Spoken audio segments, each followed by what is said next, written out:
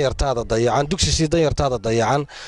markii uu dhaqaalihii gaabiyey ama bulshadii dibadda ha ahaato ama kuwa gudaha ha ahaatee aanay ka wada qayb qaadan ayaa suurto gelin weyday in 300 qoysba la wada siiyo ay maanta halkan lagu qaybiyo hase yeeshee waa arinku dayasho mudan waxaan codsanaynaa oo bulshada gobolka Saraar ee waxaysata idinka lidinku eegaya dadka walaalihiina ee dayacan ee ku nool kaamamka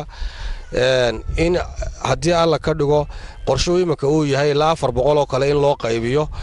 in arrinka laga wada qayb qaato waxa runtii halkan marnaba la ilaawi karo looga mahad celinaynaa bada saabka gobolka Saraar iyo wasaaradaha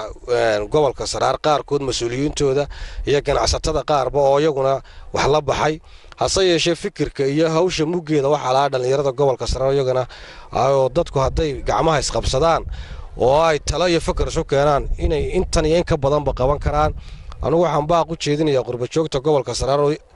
dhaxantii runtii waxaan mar kale ku celinaynaa waxa sida la wada ogsoon yahay waxaba hadda bishii January oo xilligii dhaxanta ta ugu xuna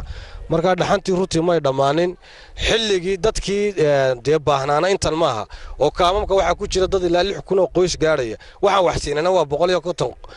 qoys qura weey marka halka waxaad ka arkaysaa baaxadda ay leedahay dadka wali baahan aan u baahan in wax la taro marka halkan waxaan baaq uga soo jeedinayaa qurba joogta gobolka Saraar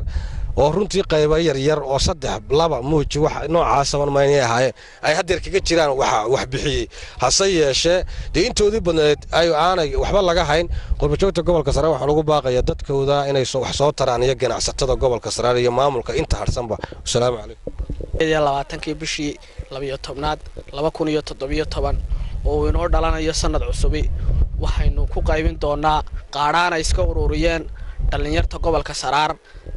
kuwooda Hargeysa jooga kuwa Burco jooga iyo kuwa Caynaba jooga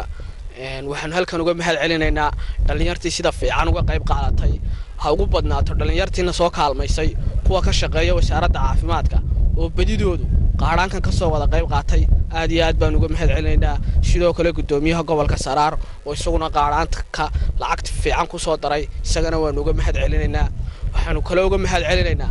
inta aan hantidana tarin ee fikirka wanaagsan nagu biirisay iyo intiina garab taagneedba muddo yar oo kooban oo 10 casha ayaa lagu ururiyay in 150 qoys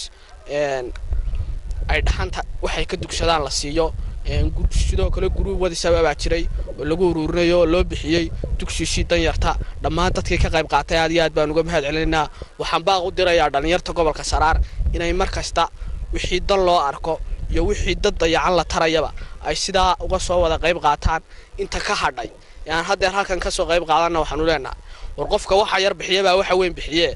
waa walaalihiin waa dad baahan ilaahay baa inagu eegaya ka soo wada qayb qaata qaaraanka loo ururinayo assalaamu calaykum waraxmatullaah horta wallahi arintan waa arin aad farxad maanta ii gelisay dhalinyaradana sababshay